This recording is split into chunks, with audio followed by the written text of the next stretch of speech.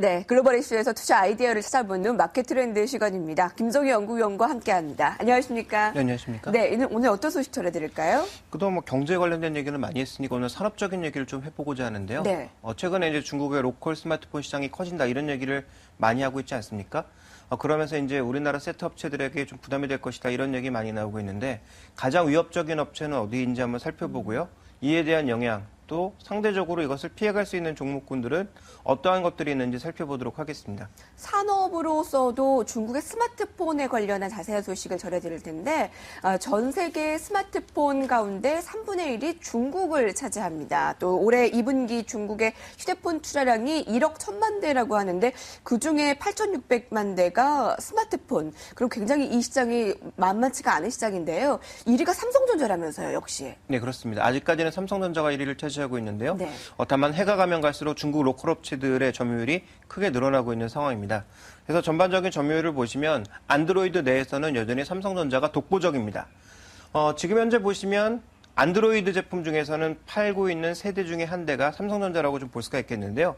준비된 그림에서 삼성전자가 지금 28% 정도를 차지하고 있고 네. 나머지 업체들 중에서는 중국의 로컬 업체인 화웨이나 레노버 같은 쪽, 또 샤오미 같은 경우가 7%를 차지하고 있고 이 기타 중에서는 LG의 비중이 굉장히 미약하고요. 이외 뭐 쿨패드라든지 모토로라라든지 여전히 좀 많은 업체들이 섞여 있지만 주류는 삼성전자와 중국 로컬 업체가 중국 시장의 거의 대부분을 차지하고 있다라고 봐야 될 것 같고요. 자, 가격적인 측면에서 보면 여러 번 언급드렸지만 가장 중심은 저가 라인입니다. 지금 현재 한 2,000위안 미만 정도로 봤을 때는 결국은 뭐 30만 원 이하권의 전반적인 점유율이 아직까지는 굉장히 높은 상황이고요.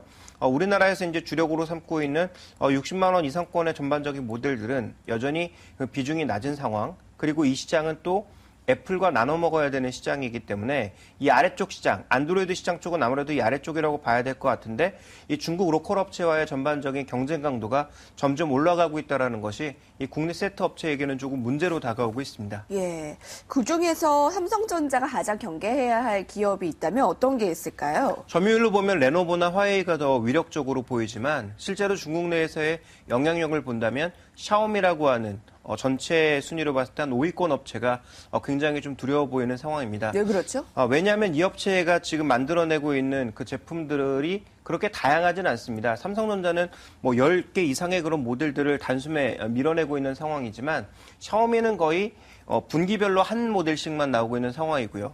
현재 지금 판매되고 있는 것도 한 3가지 모델, 그리고 11월 달에 이제 새 모델이 나올 것으로 예상이 되고 있는데, 준비된 그림을 보시면 초기 모델 같은 경우에는 굉장히 아이폰과 비슷하게 생겼습니다. 안드로이드 폰임에도 불구하고, 아이폰의 짝퉁이다라는 얘기가 나올 만큼 아이폰과 비슷한 모습을 보였던 것이 3세대로 넘어오면서는 약간 좀 바뀐 그런 양상입니다만 전체적으로는 아이폰을 쫓아가고 있다라는 그런 시각이 많이 나타나고 있음에도 불구하고 시장의 만족도는 굉장히 높은 상황이고요. 왜냐하면 가격은 아이폰의 한 절반 정도밖에 안 되지만 기능은 거의 비슷하다라는 것이고요. 그 다음 이제 스펙을 살펴봤을 때, 가격이나 스펙을 살펴봤을 때 전혀 나쁘지 않다라는 거죠. 지금 팔고 있는 대부분 모델들이 모두 쿼드코어 이상의 그 AP를 달고 있는 상황이고, 가격으로 봤을 때는 제일 비싼 게 한 40만 원 정도의 수준, 싼 것은 한 14만 원 정도의 수준에서 팔리고 있는 상황이기 때문에 굉장히 낮은 가격에도 불구하고 스펙 자체는 밀리지 않다라는 것이 중요한 이 차이점이라고 보여집니다. 레노버나 화웨이도 마찬가지지만 이들 업체보다 좀 더 샤오미를 우리가 주목해야 되는 것은 바로 이 소프트웨어 경쟁력인데요. 현재 MIUI라고 하는 독자적인 런처를 가지고 있습니다. 이 런처가 뭐냐 하면 OS라고 하는 것은 기본적으로 이제 구동시키는 역할을 하지만 런처라고 하는 것은 일종의 바탕화면이라고 볼 수가 있거든요. 그러니까 이 바탕화면을 통해서 굉장히 여러 가지 일들을 할 수 있기 때문에 과거 HTC 같은 경우에는 센스라고 하는 이 런처가 굉장히 이제 시장에서 경쟁력이 있다라는 얘기가 많이 알려졌었는데 현재 이 MIUI, 샤오미의 MIUI도 지금 샤오미 쪽에서만 쓰는 게 아니라 전 세계 앱 시장에서도 굉장히 경쟁력을 가지고 많은 사람들이 쓰고 있습니다. 그래서 중국 사람들이 가장 많이 쓰지만 실제로 살펴보게 되면 유럽이라든지 남미라든지 이런 쪽에 이 샤오미의 MIUI에 대해서 굉장히 좋아하는 일종의 광적인 추종자들이 많이 나타나고 있거든요. 예. 그러니까 이런 관점에서 앱 시장에서 또 영향력을 발휘하고 있다는 점을 살펴보실 필요가 있을 것 같고요. 그래서 몇 가지 특징을 경계해 보자면 현재 지금 세대별로 굉장히 좋은 스펙으로 낮은 가격으로 나오고 있다는 점, 그리고 또 하나 우리가 좀 주목해 봐야 될 것은 인터넷 유통을 통해서, 그러니까 지금 오프라인 매장에서 팔지 않습니다. 전체 100%를 온라인 시장에서만 팔고 있거든요. 그러다 보니까 유통 가격이 덜 들어가서 가격을 상대적으로 낮출 수 있는 특징도 있고요. 또 하나 이제 중요한 것은 CEO가 MS 출신의 기술자입니다. 그러다 보니까 이제 기술력과 관련돼서 굉장히 강조를 하고 있고, 프리젠테이션에서도 과거 이제 스티브 잡스처럼 똑같이 터틀넥에 청바지를 입고 나와서 중국의 이제 스티브 잡스라고 불리고 있다라는 점. 네. 그리고 조금 전에 말씀드렸던 MIUI라고 하는 독자 런처와 함께 최근 리눅스를 기반으로 하는 자체 OS를 제작해서 배포할 것으로 얘기가 되고 있기 때문에 이 회사 같은 경우에는 전체적으로 지금 하드웨어 경쟁력뿐만 아니라 소프트웨어 경쟁력도 빠르게 갖춰나가고 있다는 점을 주목해 보실 필요가 있을 것 같고요.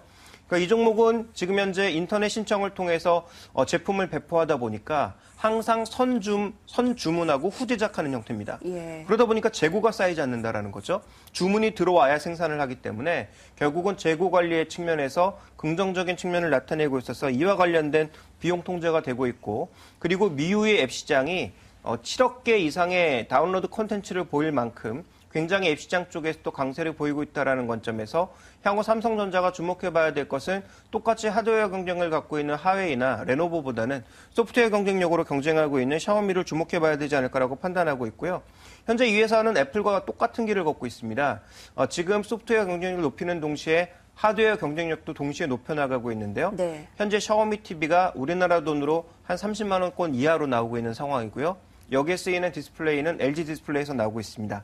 자, 그리고 샤오미 또 셋톱박스도 나오고 있죠. 애플 TV와 마찬가지로 셋톱박스만으로 스마트 TV를 이용할 수 있는 이런 여러 가지 기기들이 줄줄이 나오고 있기 때문에 샤오미 같은 경우에는 우리가 좀 경계감이 필요하다, 이렇게 판단하고 있습니다. 네, 중국에서 레노버, 쿨패드, 하웨이 등 스마트폰 여러 제품들이 있지만 이 샤오미를 좀 더 경계해야 될 제품으로 얘기를 했고요. 재밌네요. 스티븐 잡스와 같은 이런 CEO가 나와서 좀 비슷한 경로를 겪는다라는 것도 좀 굉장히 흥미로운데, 여하튼 지금 중국의 스마트폰 시장은 우리가 좀 간과해서는 안 될 시장입니다. 아직은 삼성전자가 1위를 차지하고 있지만 지금 후발 중국의 업체들이 굉장히 많다는 겁니다. 이 피해 업체들에 대해서 좀 살펴보고 그에 대한 대응 전략이 있다면 어떤 게 있을까요? 네, 결국은 세트 업체들은 약간의 타격을 입을 수밖에 없다라고 판단하고 있고요. 그렇다면 세트나 부품이나 모두 마찬가지로 글로벌 경쟁력을 가지고 있어야 살아남을 수 있다는 것을 다시 한번 확인해 볼 수가 있습니다. 그래서 이 로컬 업체들 같은 경우에는 중국의 세트 업체들이 중국 시장에서는 앞으로 더 크게 영향력을 발휘할 수 있기 때문에 삼성전자의 점유율은 점점 줄어들 것으로 예상이 되고 있고요. 특히 중국 정부 쪽에서도 IT뿐만 아니라 거의 모든 산업에 로컬 업체들을 육성하고자 하는 의지를 강력하게 보여주고 있기 때문에 삼성전자는 결국 세트 쪽으로 승부하기보다는 부품 쪽으로 승부하는 것이 낫겠다. 그래서 실제적으로 샤오미가 쓰고 있는 부품 중에서 주요 부품들을 보시면 SK하이닉스나 삼성전자의 이 여러 가지 메모리들을 이용하고 있는 상황이고요. 또 하나 중요한 것은 삼성 카메라 모듈이 달리고 있는 상황이고요. 그리고 LG 디스플레이의 패널을 사용하고 있는 상황이기 때문에 샤오미가 많이 팔리면 이런 부품들에 대해서는 긍정적인 시각을 가져나갈 필요가 있다, 이렇게 판단해 볼 수가 있겠고요.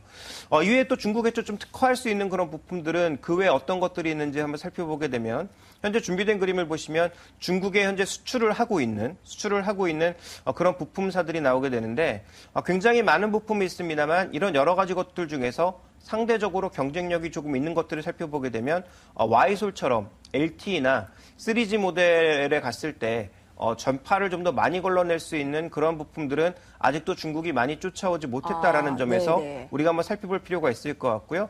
그리고 여러 시간을 통해서 강조를 드렸습니다만 동부하이텍이 만들어내는 아날로그 반도체, 특히 카메라용 이미지 센서와 같은 아날로그 반도체 측면에서는 중국 쪽에서 아직 충분한 준비가 되어 있지 않기 때문에 네. 한국 제품이나 대만 제품을 쓸 수밖에 없는 입장입니다.